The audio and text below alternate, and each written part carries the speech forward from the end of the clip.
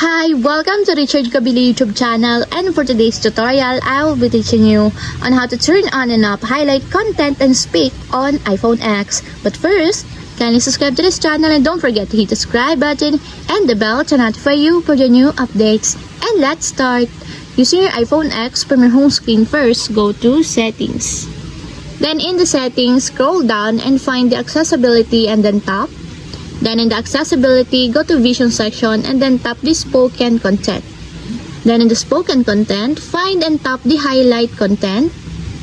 Then in this part, in the highlight content, as you will see, there's a switch button located on the side of it. Then all you have to do is just tap it enable until it becomes green.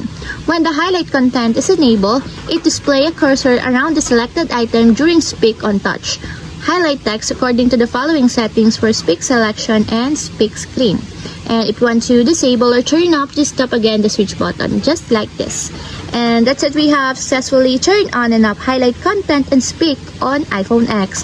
If you have a question, kindly comment down below and don't forget to hit the subscribe button and the bell to notify you for the new updates.